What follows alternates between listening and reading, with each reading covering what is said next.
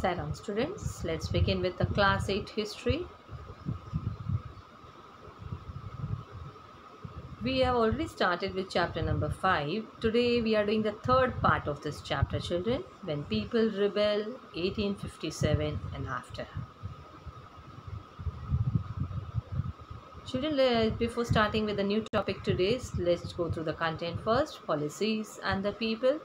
Through the eyes of the people, a mutiny becomes a popular rebellion. The company fights back. Aftermath. In our last session, we have done the topic a mutiny becomes a popular rebellion. In that, we saw how the mutiny begins from Meerut to Delhi and how the rebellion spreads. We saw about the many leaders, those who joined the rebellion with them. From Meerut to Delhi, we saw a young soldier, Mangal Pandey, was hanged to death for attacking his soldiers in Barakpur. Right? Then we saw 85 sepoys were dismissed from service for what? And they were sentenced to 10 years in jail for disobeying their officers. This happened on 9th of May 1857. Then we learnt about on 10th May the soldiers marched towards the jail in Meerut and released the imprisoned sepoys. They attacked and killed the British officers also. Like this, the rebellion started towards them. And how it spread, so many leaders joined that. Let's go through that. Who were the leaders? After the British were routed from Delhi, there was no uprising, right, for almost a week. But then we saw regiment after regiment mutinied and took off to join other troops at nodal points like Delhi, Kanpur, as well as in Lucknow. Then we saw the people of the towns and villages also rose up in rebellion and rallied around the local leaders. Then zamindars and the chiefs who were prepared to establish their authority, and they also fought towards the British. Then in rebellion we saw the Nana Sahib, the adopted son of the late Peshwa Bajirao II. He started with his armed forces. Then we saw about the governor Bahadur Shah Zafar. Then we saw in Lucknow Birjis Qadar, the son of the deposed Nawab.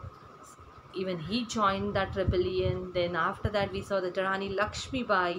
Even she joined the rebel sepoys and fought the British along with Tatya Tope. Tatya Tope, the general of Nana Sahib. Then apart from that, many more leaders we saw they joined with them, such as Ahmadullah Shah, a Maulvi from Faizabad. Then we saw the Bakht Khan, a soldier from Bareilly, as well as Kunwar Singh, Veer Kunwar Singh, he joined the rebel, and so many more like this. They started and continued with them. Now after that, we saw the leaders and fighters from across the land join the fight, right? Now the company fights back. See, definitely company is not going to be quiet on this, correct? Now let's see how the company fights back. Here children, you can see in this image, this is given in your textbook also, the British forces attacked the rebels who had occupied the Red Fort. On the right hand side you can see it has been shown for the Red Fort, and on the left hand side of the image it has been shown as the Salimgarh Fort in Delhi.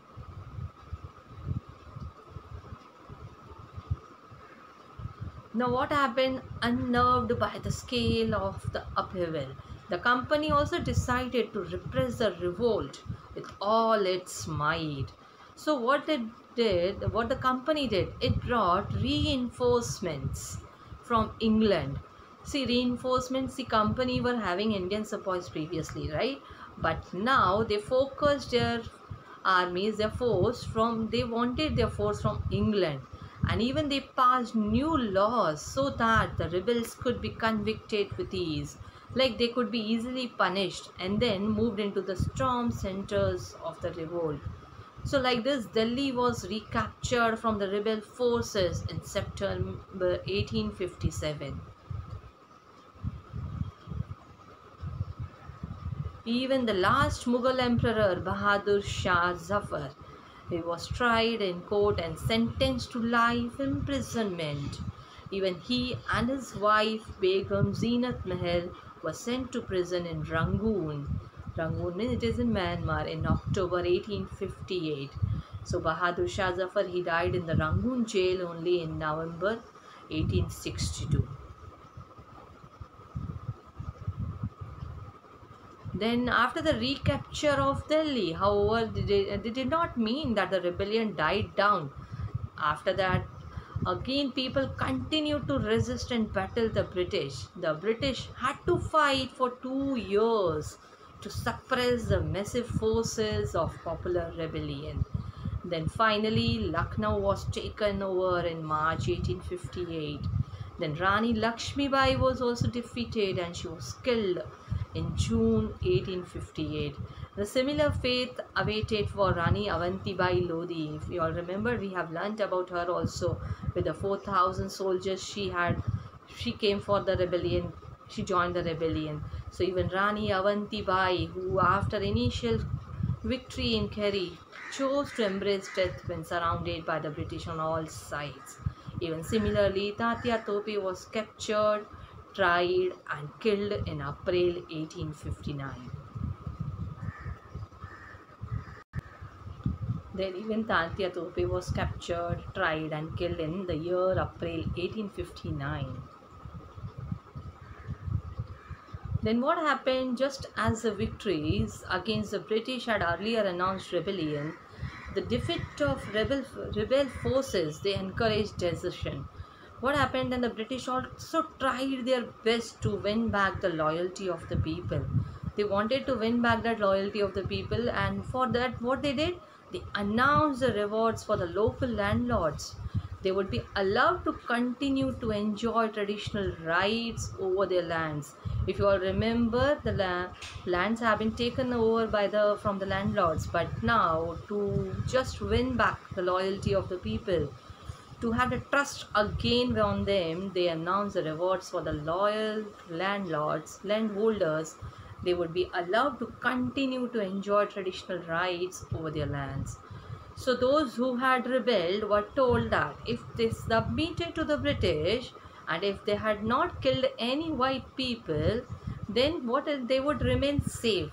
No harm will be done to them, and their rights and claims to land would not be denied.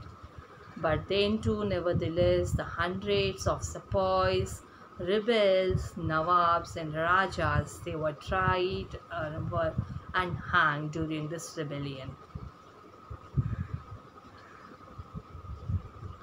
Now what happened after that then? Aftermath means after the rebellion, what happened there? See, British had regained their control of country by the end of 1859.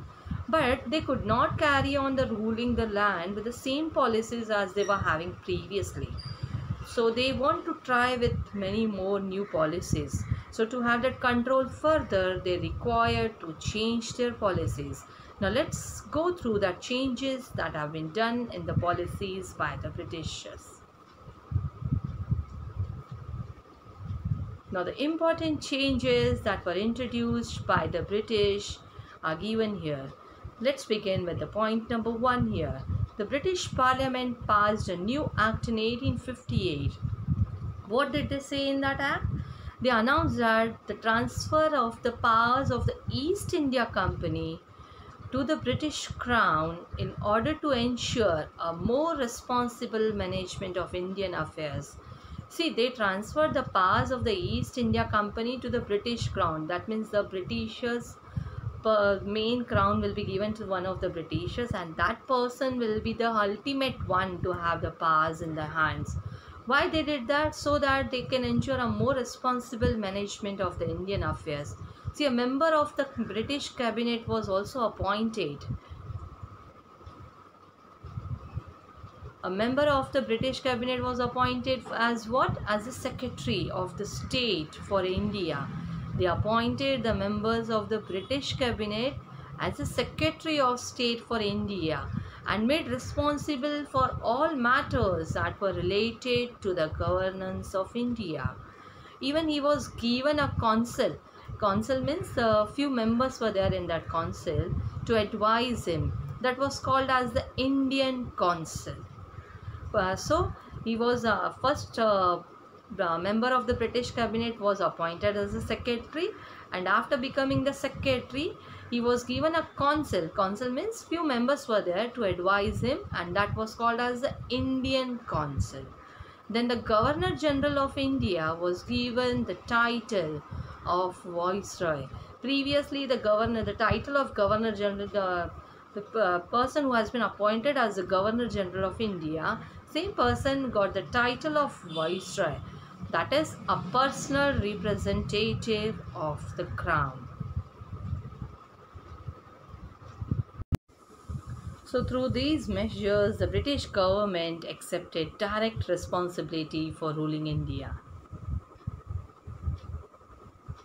Now let's see the second point of this. What was the changes in the policies according to this? All ruling chiefs of the country were assured. What they were assured? They were assured that their territory would not be annexed in future. And even they were allowed to pass on their kingdoms to their heirs, including adopted sons.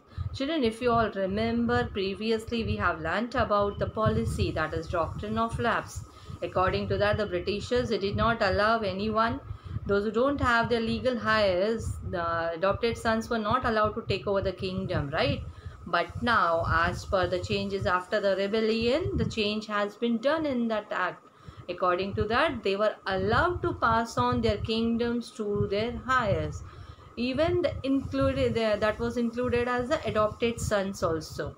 If you remember, Rani Lakshmi Bai of Jhansi as well as Nana Sahib, they pleaded, but then they did not consider their request. But now a new policy, as per the new policy, that was a change in that. Even they were made to acknowledge the British Queen as their sovereign paramount. I think you all remember the claim to paramountcy. We have learned that paramount means at the supreme position.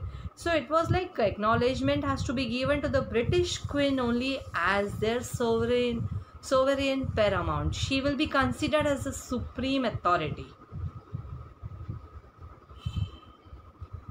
Now next, it was decided that the proportion of Indian soldiers in the army would be reduced as compared, and the number of European soldiers would be increased.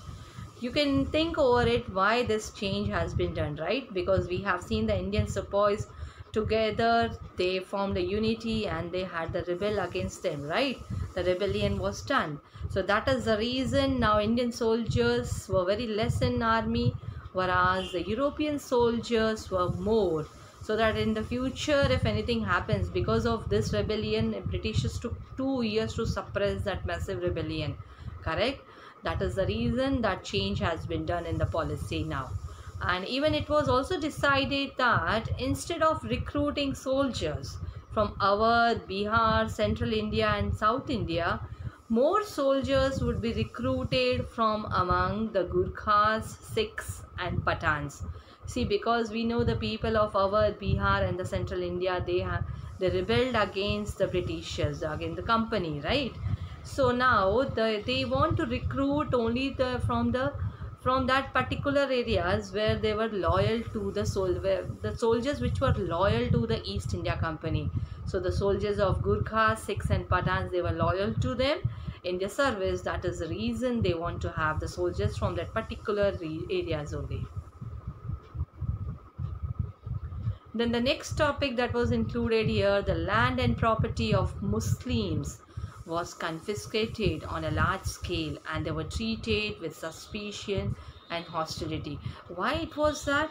Because the British believed that they were responsible for the rebellion in a big way. Who? Muslims were responsible. That is the reason the land and property, and they were suspicious for everything now. They were treated in that way.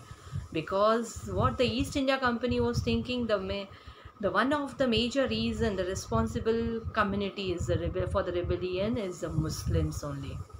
And the next change in the policy, the British decided to respect the customary religious and social practices of the people in India.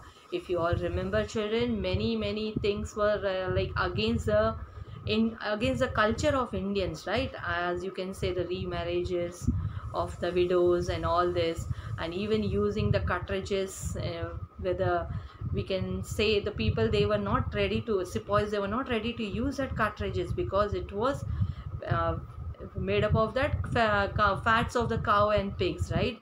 So now what the British thought of, so that they can have they can win the loyalty of the people, they wanted to respect the customary, religious and the social practices of the people in India. And the next change, policies were made to protect the landlords and zamindars. See, where if we'll talk about the Indian rulers, they were given the many more concessions in the policies now in the new policy. But what about the landlords and zamindars? Even their lands were taken away by the Britishers. So now they want to give them the security. Then only they will be working, because they saw even zamindars, landlords, everybody, they joined with the Indian sepoys for the rebellion, correct? So that the same case should not be arising in the future. They want to avoid all that. That's the reason policies were made to protect landlords and zamindars, and even they were given security of rights over their lands. So this is what we can say. Thus, a new phase of history began after 1857. So children, here in today's topic we have learnt about the company fights back, how the company fights back, and after that we saw aftermath, the new policy that has been made by the Britishers to win the loyalty of the people in India, right? And we saw a new phase of history begin after that. This is what we have seen in our chapter.